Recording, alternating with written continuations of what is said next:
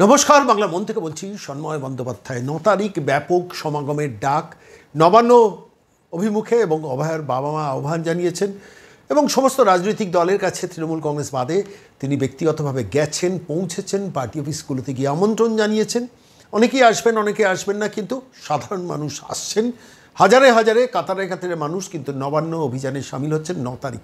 আমি নিজেও ব্যক্তিগতভাবে উপস্থিত থাকছি। আপনারা নিশ্চিতভাবে অনেকের সঙ্গে আপনাদের সঙ্গে দেখা হবে 9 তারিখ দুপুরবেলা সরাসরি নবান্ন অভিযান ধর্মতলার মোড় থেকে রানী রাসমণির সংলগ্ন ওই অঞ্চলেই দিয়েই নবান্ন অভিমুখে রওনা দেওয়া হবে। বেজায় চটেছেন মমতা বন্দ্যোপাধ্যায়, কিছু করতে পারছেন না।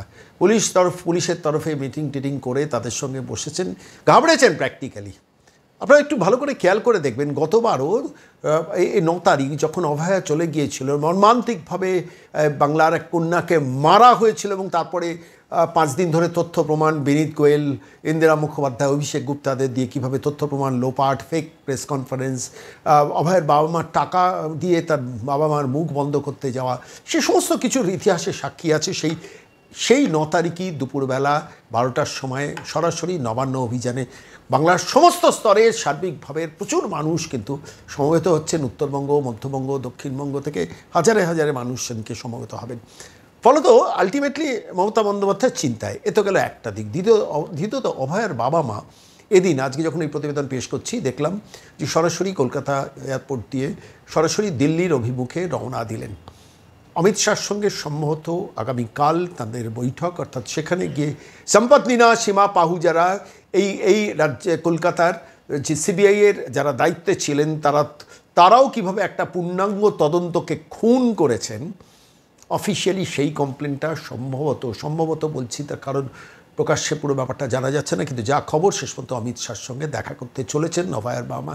এটাই তো দরকার ছিল, এটাই প্রার্থিত ছিল। যারাই এই মিটিংটার কোঅর্ডিনেশন করে থাকেন, যদি করেছেন, তাদের ধন্যবাদ পাওনা। তার কারণ অভয়ের বাবা মা অনেক দিন আগেই অমিত শাহর সঙ্গে দেখা করতে চেয়েছিলেন।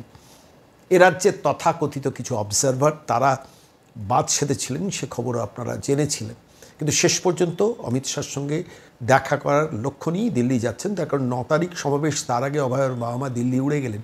এই দৃশ্যটা দেখতে ভালো লাগছিল। অভয়া ফিরে আসবে না। আমার আপনার ঘরের সন্তান অভয়া কিন্তু কোনো ব্যক্তি বিশেষের সন্তান নেই, কিন্তু মহাকাশে বিলীন হয়ে যাওয়ার পর আজকে সে বাংলার কন্যা, বাংলার সন্তান। তিনি ছিলেন, বাংলার কন্যা হিসেবেই তিনি আছেন।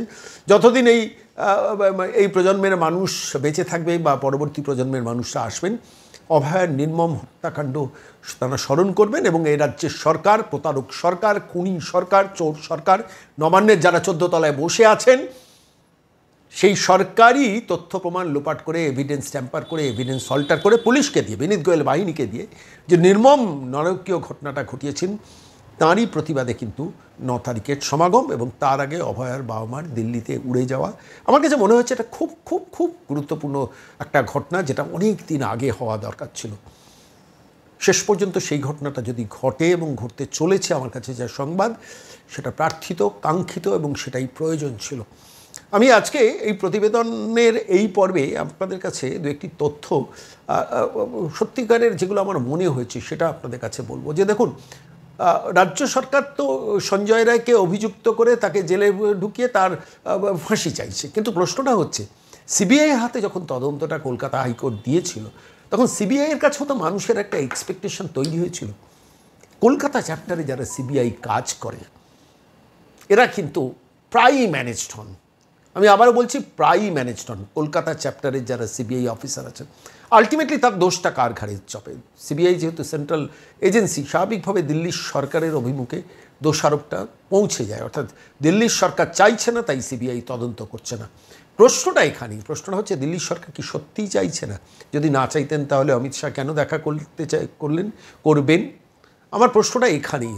শেষ পর্যন্ত বোধহয় দিল্লির সরকারও বুঝতে পেরেছে যে সম্পদ মিনা, সীমা পাহুজাদের মতো কারাপ্টেড অফিসাররা শেষ পর্যন্ত দিল্লির সরকারের ইন্টিগ্রিটি নিয়ে কিন্তু প্রশ্ন তুলে দিচ্ছে।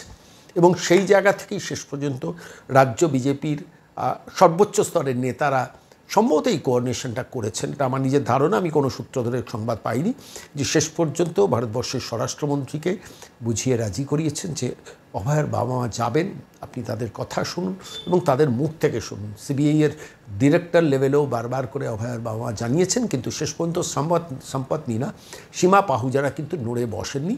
আপনারা জানেন ফিরোজ এডুলজি, যিনি এর অভয়ের বাবা মার আইনজীবী ছিলেন, এখন কলকাতা হাইকোর্টে যিনি এই সওয়ালটা করছেন পুনরায় তদন্তের ব্যাপারে, ফিরোজ এডুলজি তো প্রকাশ্যে আদালতে বলেছিলেন যে সম্পদ মিনার সঙ্গে একই ব্যাচে বিনীত গোয়েল আইপিএস অফিসার হয়েছে, একই ব্যাচের আইপিএস হওয়ার সুবাদে তাদের সঙ্গে নিজস্ব কোনো সমীকরণ আছে, সেই সমীকরণের ভিত্তিতেই শেষ পর্যন্ত এই এত বড় একটা হত্যাকাণ্ডকে মানে প্র্যাকটিক্যালি কভার আপ মিশনে গেল কলকাতা পুলিশ এবং আন্ডার ইনস্ট্রাকশন ফ্রম এ রাজ্যের মুখ্যমন্ত্রী মমতা বন্দ্যোপাধ্যায়, যিনি এখনও কিন্তু এবছরও যখন অভয়ের হত্যাকাণ্ডের 1 বছর পূরণ হচ্ছে তখন কিন্তু তিনি ঝাড়গ্রামে বসে রয়েছেন। মানে কত নৃশংস অত্যাচারী শাসক মহিলা মুখ্যমন্ত্রী মমতা বন্দ্যোপাধ্যায় না হলে আজকে এই ঘটনাটা ঘটতে পারে। আমি খালি ভাবছিলাম যে অভয়ের বাবা মা দিল্লিতে যাচ্ছেন বিচার চাইতে, অভয়ের বাবা মা সিবিআইয়ের অফিসারদের সঙ্গে বারবার কথা বলেছেন, কিন্তু তা সত্ত্বেও তাদের কন্যার বিচার তারা পাননি এবং বাংলার মানুষ স্বাভাবিকভাবে, এই রাজ্য সরকার তো অপরাধীদের বাঁচিয়েছে, অপরাধীদের এভিডেন্স ট্যাম্পার করেছে, অল্টার করেছে, এটা প্রতিষ্ঠিত সত্য, এটা নিয়ে আর লুকোনোর কিছু নেই। আইনের ফাঁক দিয়ে তারা বেরোনোর চেষ্টা করছেন যে আমরা তো সঞ্জয় রায়কে ফাঁসিয়েছি, আমাদের দায় শেষ, দায়িত্ব শেষ। কিন্তু বাংলার অধিকাংশ মানুষই মনে করেন যে একটা বৃহত্তর ষড়যন্ত্রের বলি হয়েছে নবায়া।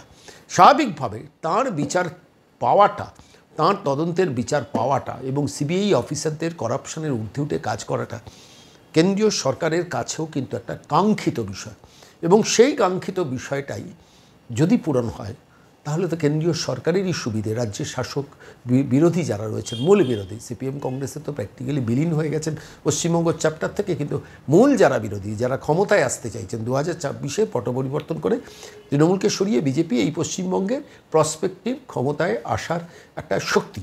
ফলত আলটিমেটলি মধ্যবিত্ত শিক্ষিত বাঙালির মধ্যে অভয়ার হত্যাকাণ্ড যেভাবে নাড়া দিয়েছিল, আজকে যদি আলটিমেটলি এই তদন্তের ব্যাপারে সিবিআইয়ের সম্পদ মিনা, সীমা পাহুজাদের বিরুদ্ধে কঠোরতম একটা শাস্তির ব্যবস্থা কেন্দ্রীয় সরকার করে এন্টায়ার সিবিআইকে দিয়ে পুনরায় তদন্ত করিয়ে যথাযথ অফিসার অ্যাপয়েন্ট করেন, সেটা তো অ্যাডভান্টেজ হবে বিজেপির।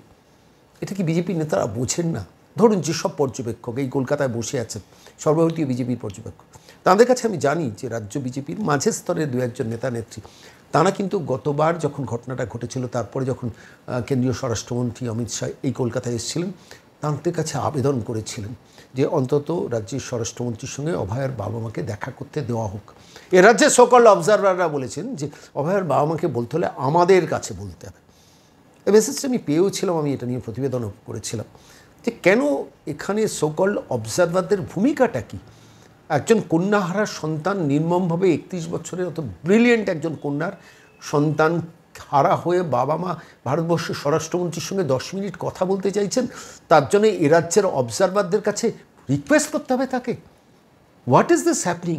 ঠিকই কেন্দ্রীয় বিজেপি নেতারা জানেন, আমার নিজের পরবর্তীকালে মনে হচ্ছে কেন্দ্রীয় বিজেপি নেতারা জানেন না যে এখানে বসে বসে এইসব সো কল্ড কোট আনকোট যারা অবজারভার, তারা এই কীর্তিগুলো করেন বসে বসে। আলটিমেটলি বদনামটা কার হয়? কেন্দ্রীয় সরকারের, বিজেপির। সেই জায়গা থেকে একটা বেরিয়ে আসা কিন্তু বড় জায়গা তৈরি হলো শেষ পর্যন্ত ভারতবর্ষের স্বরাষ্ট্রমন্ত্রী অমিত শাহর সঙ্গে। যদি শেষ পর্যন্ত অভয়ের বাবা মা দিল্লি উড়ে গেলেন, দেখা করতে পারেন, আমি জানি না সে দেখা সাক্ষাৎ হবে কি না, কিন্তু আমার কাছে মনে হয়েছে it's a very good sign. অন্তত অ্যাটলিস্ট 9 তারিখের আগে অভয়ের বাবা মা যদি মন খুলে কেন্দ্রীয় সরকারের সর্বোচ্চ শক্তির দ্বিতীয় আধারে যিনি বসে আছেন সেই অমিত শাহকে বলতে পারেন। আমার নিজের বিশ্বাস অমিত শাহ নিজেও এই যে অভয়ের বাবা মা এর আগে দেখা করতে চেয়েছেন, তাদের আটকানো হয়েছিল, সেটা তিনি জানতেন না। জানলে হয়তো এই সোকল্ড অবজারভার যারা বাংলাকে যাদের চোখ দিয়ে সর্বভারতীয় বিজেপি নেতৃত্ব দেখছে, তাহলে তাঁদের অন্তত নিরস্ত করতেন। যাই হোক, বেটার লেট দ্যান নেভার। শেষ পর্যন্ত অভয়ের মামা দিল্লি গেলেন, আর এদিকে 9 তারিখের প্র্যাকটিক্যালি জমায়েত একটা সর্বকালের রেকর্ড হতে চলেছে। আমি তো নিজেও ব্যক্তিগতভাবে যাচ্ছি, একজন সাধারণ নাগরিক হিসেবে যাচ্ছি। আপনাদের সবারকে আহ্বান জানাচ্ছি যে 9 তারিখ একদম দুপুর 12টার মধ্যে ডোরিনা ক্রসিংয়ের ওখানে চলে আসুন, পৌঁছে যান, দেখা হবে সেখানে।